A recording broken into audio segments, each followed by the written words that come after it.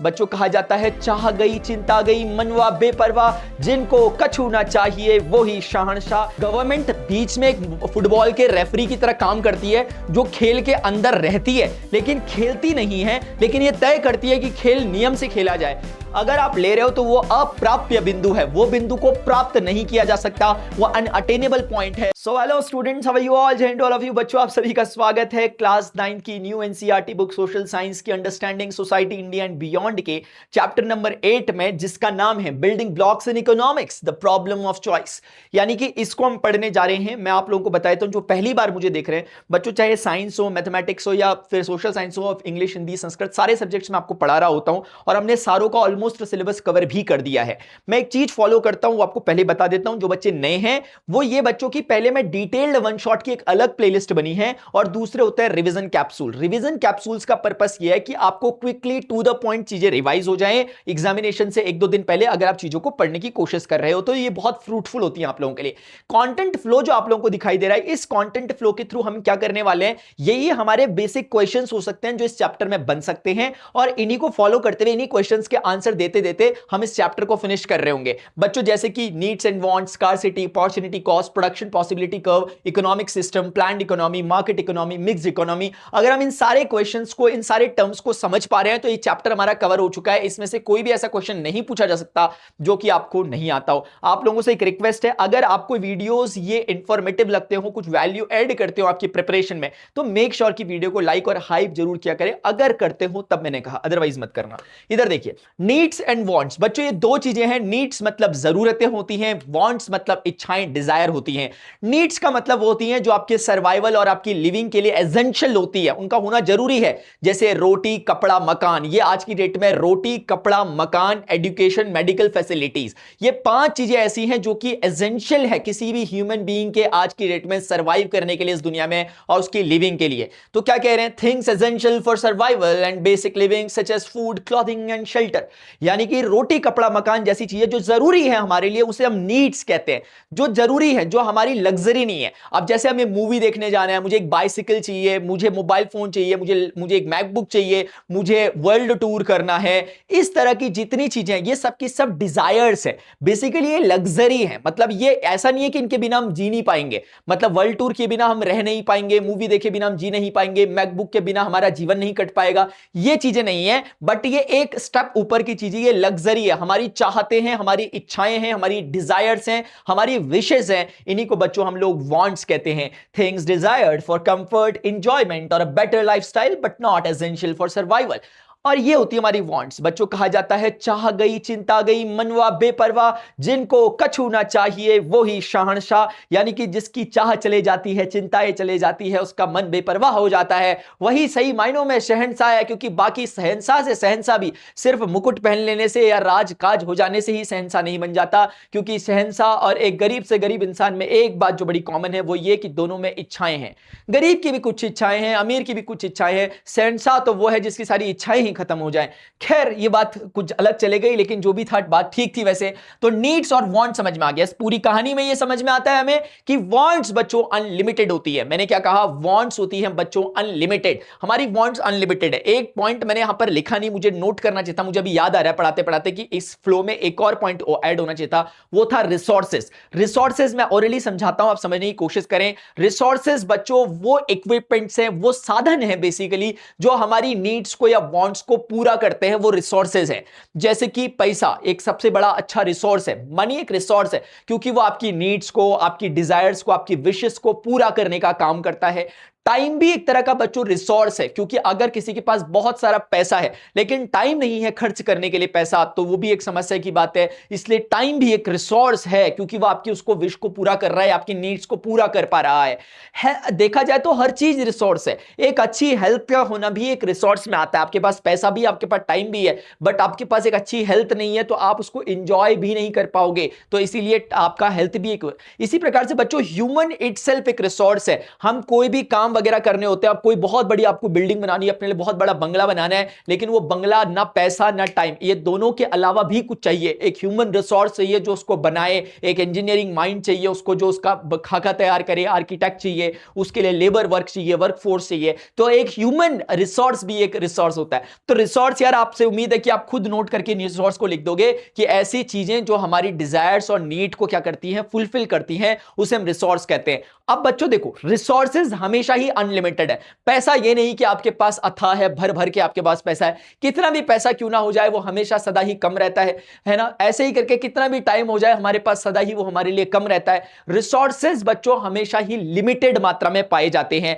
आज हम पेट्रोलियम वगैरह कुछ भी ईंधन फ्यूल जला रहे हैं, वो रिसोर्सेज हमारे पास लिमिटेड मात्रा में है। यहां तक कि सन की जो लाइट आती है, हम बोलते हैं रिन्यूएबल एनर्जी, इवन सन की लाइट एनर्जी भी लिमिटेड है एक सेंस में, क्योंकि वो भी कभी ना कभी चुक जाएगा, सूर्य भी कभी ना कभी बुझ जाएंगे। तो इसीलिए बच्चों रिसोर्सेज भी क्या है, अनलिमिटेड होते हैं। लेकिन डिजायर्स या हमारी वांट्स क्या है, अनलिमिटेड है। रिसोर्सेज है लिमिटेड, वांट्स है अनलिमिटेड। और जब ये दो चीजें आती हैं बच्चों, तो ये जन्म देती है स्कार्सिटी को। स्कार्सिटी का मतलब किसी चीज की कमी हो जाना। मुझे 500 रुपए का एक सामान लेना है, सामने से मेरी जेब में पड़े हैं 200 रुपए मात्र। अब मैं क्या करूंगा, मेरी वांट्स है ज्यादा, मेरी वांट्स है अनलिमिटेड 500 रुपए की, लेकिन बच्चों मेरे पास रिसोर्स है मात्र 200 रुपीज, यानी कि मेरे पास रिसोर्स है लिमिटेड, मेरी वांट्स है अनलिमिटेड। जन्म होगा स्कार्सिटी का, कमी का। तो स्कार्सिटी क्या है, the condition where limited resources are insufficient to satisfy unlimited human wants. इसका मतलब ऐसे समझ सकते हो कि लिमिटेड रिसोर्स और अनलिमिटेड वांट्स मिलकर के स्कार्सिटी को जन्म देते हैं।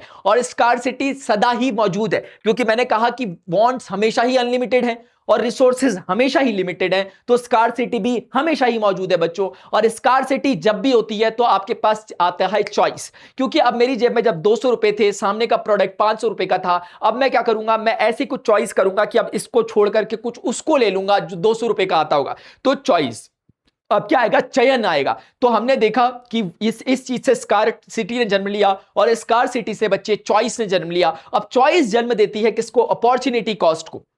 अपॉर्चुनिटी कॉस्ट यानी कि अवसर लागत।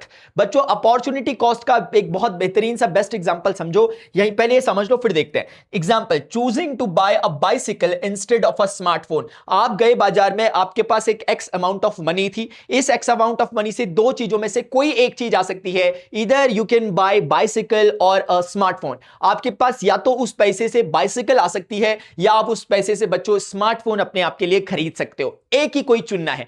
अल्टीमेटली बहुत सोच करके आपने फाइनली क्या कर दिया, बाइसिकल को बाय कर दिया। आपने कुछ सोचा विचारा और आपने बाइसिकल बाय कर दिया। अब सवाल ये उठेगा, आपने बाइसिकल जो ली है वो किस कीमत पे ली है? आपने उसको इस कीमत पे लिया है कि आपने स्मार्टफोन को छोड़ा है, आपने कुछ सेक्रीफाइस किया। कुछ सेक्रीफाइस करोगे तो कुछ मिलेगा, आप एक हाथ से कुछ दोगे तो दूसरे हाथ से मिलेगा। यहां तक कि बच्चों हमारी सांसें भी, एक सांस तभी मिल पाती है जब हम दूसरी पहले छोड़ते हैं, फिर हम दूसरी सांस ले पाते हैं। इस लेवल पे हर एक सांस की अपॉर्चुनिटी कॉस्ट वो छोड़ी गई सांस है बच्चों।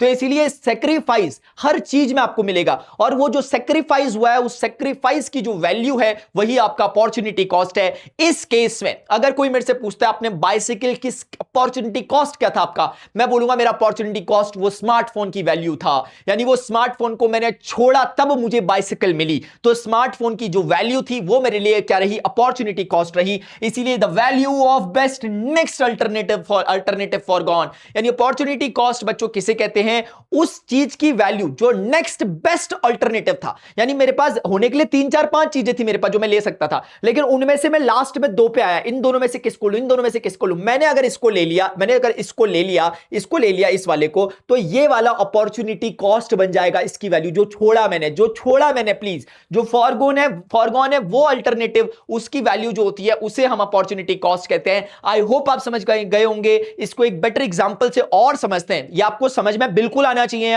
हाँ अभी बच्चों देखो, प्रोडक्शन पॉसिबिलिटी कर्व जो होता है बेसिकली वो अपॉर्चुनिटी कॉस्ट को समझाने का एक अच्छा फीचर है।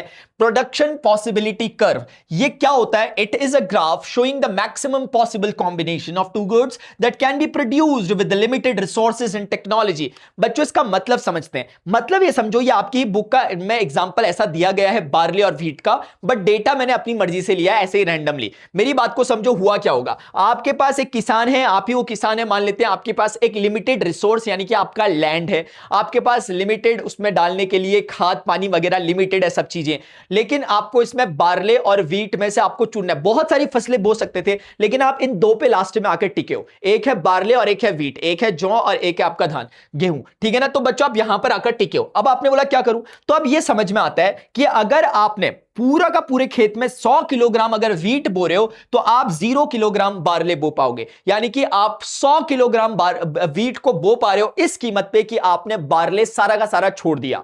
अब बच्चों समझो, अगर मैंने बार्ले को 20 किलोग्राम बोया तो अब मेरा वीट का अमाउंट कितना हो गया 94। अब मैं 100 किलोग्राम वीट नहीं बो सकता, यानी 20 किलोग्राम बार्ले को चुना मैंने और 6 किलोग्राम वीट को मैंने सेक्रीफाइस किया। 6 किलोग्राम वीट को सेक्रीफाइस करने की कीमत पे मुझे 20 किलो बार्ले का प्रोडक्शन हो पा रहा है मेरे खेत में।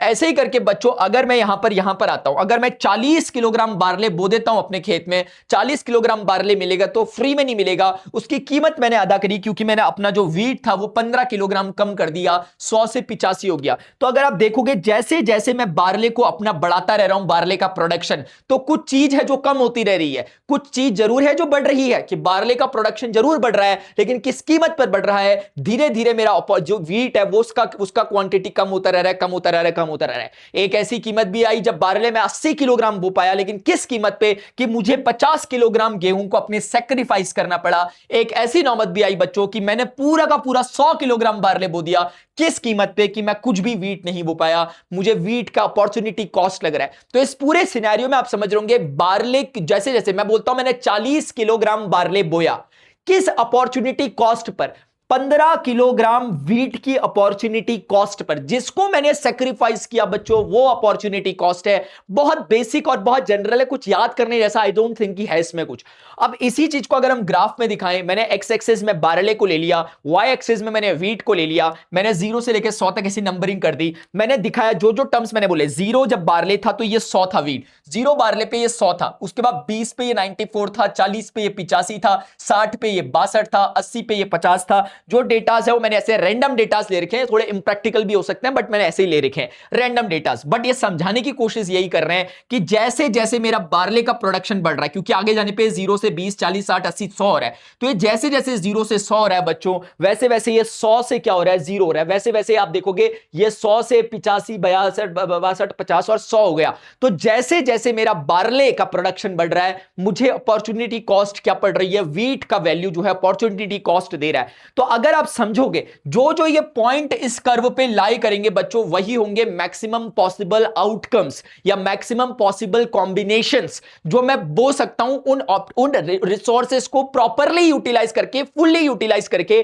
डेफिनेशन देखो, it is a graph showing the what is the graph. ये कहां से आया मेरा 80, ये कहीं से भाग के आ गया यार, ये यहां से आ गया बच्चों। तो अगर आप देखोगे, देखो it is a graph showing the maximum possible combination of two goods that can be produced with the limited resources and technology। ये क्या होता है, ग्राफ क्या होता है, ये जो आपका प्रोडक्शन पॉसिबिलिटी कर्व या पीपीसी है, ये कौन है, ये बेसिकली उन मैक्सिमम पॉसिबल कॉम्बिनेशंस का एक तरह का ट्रेजेक्टरी है जो बता रही है कि आपने दिए गए लिमिटेड रिसोर्सेस का अगर फुल्ली यूटिलाइज किया है तो आपको ये कॉम्बिनेशंस मिलेंगे, यानी कि 40 किलोग्राम बार्ले पे आप 85 किलोग्राम गेहूं उगा पाओगे। लेकिन बच्चों अगर कोई पॉइंट आपका ऐसा आ रहा है, फॉर एग्जांपल आपने देखा कि 40 किलोग्राम आपने बार्ले बोया तो आपको गेहूं पक्का 85 किलोग्राम वीट आपका उगना चाहिए, लेकिन फॉर एग्जांपल वीट अगर आपका 70 किलोग्राम ही उग पा रहा है तो क्या होगा, 40 के कॉरस्पॉन्डिंग बच्चों आप आओगे और 70 यहीं कहीं मिलेगा। क्या ये पॉइंट 40,70 का होगा, क्योंकि 85 से नीचे 62 से ऊपर 70 यहीं कहीं होगा और 40, तो ये पॉइंट कहां आ रहा है, इनसाइड द कर्व आ रहा है, इनसाइड द ग्राफ आ रहा है। इसका एक ही मतलब होगा बच्चों, जब भी आपका कोई पॉइंट, जब भी आपका कोई कॉम्बिनेशन इस पीपीसी के अंदर आ रहा हो तो इसका एक ही मतलब है कि अंडर यूटिलाइजेशन ऑफ रिसोर्सेस हुए हैं। इसका मतलब रिसोर्सेस का फुल्ली यूटिलाइजेशन नहीं हुआ है। हो सकता है कि आपने कुछ जमीन खाली छोड़ दी हो इसलिए आपका प्रोडक्शन गेहूं का कम हुआ है, हो सकता है कुछ लेबर्स थे काम ना किया हो वहां पे, वो छुट्टी पे चले गए हो इसलिए हो सकता है आपके बीज खराब हो इसलिए हो सकता है। तो रिसोर्सेस का फुल्ली यूटिलाइजेशन नहीं हुआ, यही बात को बताता है। अगर आपका कोई भी पॉइंट क्या आता है, इनसाइड द पीपीसी आता है, यानी कि प्रोडक्शन पॉसिबिलिटी कर्व इसी प्रकार से अगर कोई पॉइंट ऐसा आ रहा है कि मैंने 80 किलोग्राम वीट बोया और मेरा रिजल्ट आ रहा है कि 85 किलोग्राम मुझे मान लेते हैं क्या मिल रहा है, वीट मिल रहा है, यानी 80 किलोग्राम बच्चों मैं बारले बो रहा हूं, मुझे 85 किलोग्राम वीट मिल रहा है, जबकि ये कहता है कि 80 किलोग्राम पे 50 से ही मिल सकता है। यानी मेरा पॉइंट इस बार कहां जा रहा है, आउटसाइड टू दी कर्व जा रहा है। इसका मतलब ये अनअटेनेबल पॉइंट है, क्योंकि ऐसा हो ही नहीं सकता, क्योंकि ये मैक्सिमम पॉसिबिलिटीज हैं। जब आप रिसोर्सेज को फुल्ली यूटिलाइज कर रहे हो तो 80 किलोग्राम बारले पे आप 50 से ज्यादा ले ही नहीं सकते। अगर आप ले रहे हो तो वो अप्राप्य बिंदु है, वो बिंदु को प्राप्त नहीं किया जा सकता, वो अनअटेनेबल पॉइंट है, वो एक इमेजिनरी पॉइंट है बच्चों। तो ये एक अनअटेनेबल पॉइंट हो गया। आई होप आप समझ रहे होंगे। ये वाला पॉइंट बच्चों किस चीज को रिप्रेजेंट कर रहा है, ये रिप्रेजेंट कर रहा है कि अंडर यूटिलाइजेशन ऑफ रिसोर्सेज को रिप्रेजेंट कर रहा है। तो ये दो बातें आपको ग्राफ को देख के समझ में आता है। अगर पॉइंट ग्राफ पे मौजूद है यानी फुल्ली रिसोर्सेज को यूटिलाइज किया गया है, अगर अंदर है तो अंडर यूटिलाइजेशन है, अगर अबव है तो वो झूठ बोल रहे हैं, ये बेसिकली अनअटेनेबल पॉइंट है। इस तरीके से बच्चों आपको सारी बातें समझ में आ गई। नीचे लिखा था, आज के नोट्स आपको मिल जाएंगे अगर आप पूछो मांगोगे तो। इकोनॉमिक सिस्टम की अगर हम बात करें बच्चों, क्या होता है, the mechanism by which a society organises the production, distribution and consumption of goods and services. It is basically of three type. बच्चों हमारे पास जो इकोनॉमिक सिस्टम होते हैं, यानी इकोनॉमिक सिस्टम का मतलब एक ऐसा मैकेनिज्म होता है जो ये तय करता है कि मार्केट में किस चीज का प्रोडक्शन होगा, प्रोडक्शन के बाद डिस्ट्रीब्यूशन किस तरीके से होगा, और डिस्ट्रीब्यूशन होने के बाद उसका कंजम्पशन किस तरीके से होगा, किन लोगों को वो दिया जाएगा, यानी कि वो कैसे बोया जाएगा, किस प्रकार से बोया जाएगा, मतलब प्रोड्यूस किया जाएगा और किसके लिए प्रोड्यूस किया जाएगा। इन क्वेश्चंस के जवाब जो देता है उसे इकोनॉमिक सिस्टम हम कहते हैं, उस मैकेनिज्म को। बेसिकली आपको समझ में आएगा, जब आप इन तीनों को पढ़ोगे तो आपको ऑटोमेटिकली समझ में आ जाएगा मैं कहना क्या चाह रहा था। इकोनॉमिक सिस्टम तीन प्रकार के होते हैं, एक प्लान्ड इकोनॉमी होती है, एक मार्केट इकोनॉमी होती है, और एक बच्चों होती है आपकी मिक्स्ड इकोनॉमी। इसका कुल मतलब इतना है, जैसे ये पेन मेरे पास आ रखा है, तो ये पेन कहीं प्रोड्यूस हुआ होगा, उसके बाद इसे डिस्ट्रीब्यूट किया गया होगा अलग अलग हिस्सों में जगहों के, और उन जगहों से वो मेरे पास आया होगा और मैं इसे कंज्यूम कर रहा हूं। तो किसी भी इस पूरे प्रोसेस में तीन चीजें हो रही हैं, प्रोडक्शन हो रहा है, उसके बाद वो डिस्ट्रीब्यूशन हो रहा है और कस्टमर तक पहुंच रहा है और कस्टमर उसे कंज्यूम कर रहा है। अब इन पैरामीटर्स को कौन रेगुलेट कर रहा है, उसके बेसिस पर तीन तरह के इकोनॉमिक सिस्टम है। पहला वाला है प्लान्ड इकोनॉमी। प्लान्ड इकोनॉमी बच्चों हिंदी में से नियोजित अर्थव्यवस्था कहते हैं, यानी ये ऐसी प्लान्ड इकोनॉमी से इसलिए ऐसा कहते हैं क्योंकि गवर्नमेंट जो होती है वो खुद प्लान करती है कि प्रोडक्शन किस चीज का होगा, किन लोगों के लिए होगा, और जितना मार्केट रेगुलेशन होता है सारा का सारा किसके हाथ में होता है, पब्लिक के, यानी कि गवर्नमेंट के हाथ में होता है। An economic system where the government controls production, prices and distribution, यानी प्रोडक्शन कितना प्रोड्यूस करना है ये भी गवर्नमेंट तय करती है, उसके प्राइसेस क्या होने चाहिए ये भी गवर्नमेंट तय करती है, और उसका डिस्ट्रीब्यूशन किस किस लोगों को होना चाहिए ये भी बच्चों गवर्नमेंट तय करती है। ठीक है ना, आप जानते होंगे, मुझे आप बताएंगे ऐसे कुछ एग्जांपल्स जो आपको लगते हैं। क्या इंडियन रेलवे जो बच्चों हैं, क्या मैं कह सकता हूं वो प्लान्ड इकोनॉमी का हिस्सा, आप मुझे बताएंगे। एग्जांपल आज की डेट में नॉर्थ कोरिया जो है बच्चों, वो इसका एक मॉडर्न एग्जांपल है जहां पे प्लान्ड इकोनॉमी चलती है, पूरा का पूरा चीजें गवर्नमेंट के कंट्रोल में रहती है कि ये प्रोडक्ट बेचना है, ये प्रोडक्ट नहीं बेचना है, इसकी कीमत इतनी होनी चाहिए, इसकी कीमत इतनी नहीं होनी चाहिए। जबकि मार्केट इकोनॉमी बच्चों, ये वाला पूरा रेड है, मतलब रेड फ्लैग है यहां पे, यहां ग्रीन फ्लैग है। क्यों? क्योंकि an economic system where buyers and sellers, यानी कि market decide productions and prices through demand and supply. Example, इसका best example, prominent example United States of America है। बच्चों मार्केट इकोनॉमी में क्या होता है, मार्केट इकोनॉमी में सरकार पीछे रहती है और सारा का सारा जो खेल होता है वो मार्केट खुद डिसाइड करता है। डिमांड एंड सप्लाई खुद ये डिसाइड करती है, मार्केट की जो पावर्स होती है वो खुद डिसाइड करती है कि किस चीज का प्रोडक्शन होना चाहिए, किस चीज का नहीं होना चाहिए। फॉर एग्जाम्पल बच्चों, आज की डेट में वो जो टेलीफोन, पहले आपको शायद पता भी नहीं होगा, टेलीफोन होते थे जिनमें वायर होता था, उन टेलीफोन, घर में पूछना किसी से तो वो टेलीफोन चलते थे। अब टेलीफोन क्यों कम हो गए? क्योंकि मार्केट में उसकी नीड नहीं बची, क्योंकि मोबाइल फोन ने उसकी जगह ले ली। तो किसी ने टेलीफोन को बंद नहीं किया, ऑटोमेटिकली उसकी डिमांड कम हो गई, इसीलिए उसकी सप्लाई भी कम हो गई, उसका प्रोडक्शन भी कम हो गया। इसलिए मार्केट ने अपने आप चीजों को रीशेप किया, अपने आप जिन चीजों की ज्यादा जरूरतें हैं, जिन चीजों की ज्यादा डिमांड है, ऑटोमेटिकली उसकी सप्लाई, ऑटोमेटिकली उसका प्रोडक्शन बच्चों बढ़ जाता है। इसे कहते हैं कि ये बायर और सेलर ही इस पूरे मार्केट को क्या कर रहे हैं, चला रहे होते हैं। गवर्नमेंट का रोल भी होता है कुछ कुछ जगहों पे कि भाई ऐसा नहीं है कि आप कुछ भी इलीगल चीजें बेचोगे, खरीदोगे, तो उन चीजों पर पर गवर्नमेंट अपना रेस्ट्रिक्शन रखती है, अदरवाइज चीजें क्या रहती है, खुली रहती है मार्केट में। इससे क्या फायदा होता है कि मार्केट में जब बहुत सारे मतलब अगर गवर्नमेंट का कोई तरह का रेस्ट्रिक्शन नहीं है, गवर्नमेंट ने नहीं बोल रखा कि मैं ही बनाऊंगी इस प्रोडक्ट को, कोई भी बना सकता है, तो अलग अलग प्लेयर्स मार्केट में उस बनाने के लिए आते हैं, जिससे कंपटीशन बढ़ता है। अभी एक आप साबुन लेने जाते हो नहाने का, तो वो 50 तरह के आपको साबुन मिल जाते हैं। अब उसके बाद आप डिसाइड करते हो कि कौन सा मेरे लिए बेटर है। तो इससे क्या होता है, जितने ज्यादा ऑप्शंस आपके पास होते हैं, उससे कंपटीशन बढ़ने के कारण एक बेटर क्वालिटी जो ऑडियंस होती है, यानी कस्टमर जो होती है, उसको मिल पाती है। तो कहीं ना कहीं मार्केट इकोनॉमी एक हद तक सही होती है। लेकिन मिक्स्ड इकोनॉमी क्या होती है बच्चों? मिक्स्ड इकोनॉमी बेसिकली जहां मार्केट और गवर्नमेंट दोनों मिलकर के काम कर रहे होते हैं, उसे मिक्स्ड इकोनॉमी कहते हैं। जैसे N economic system combining government control and private enterprise. Example India इसका बेस्ट एग्जांपल है। जैसे मैंने आपको बताया बहुत सारी चीजें होती है बच्चों। मिक्स्ड इकोनॉमी में क्या होता है, गवर्नमेंट बीच में एक फुटबॉल के रेफरी की तरह काम करती है, जो खेल के अंदर रहती है लेकिन खेलती नहीं है, लेकिन यह तय करती है कि खेल नियम से खेला जाए। इसीलिए यहां पर जितने भी प्लेयर्स होते हैं सब अपने अपने तरीके से बिजनेस कर रहे होते हैं, लेकिन उन्हें जरूरी लाइसेंस वगैरह उस बिजनेस को करने के लिए जो जो रेगुलेशंस होते हैं गवर्नमेंट की, उन्हें फॉलो करना होता है। यानी एक दायरे में रह करके वो अपना खुद का गेम खेल रहे होते हैं। इसे मिक्स्ड इकोनॉमी कहते हैं।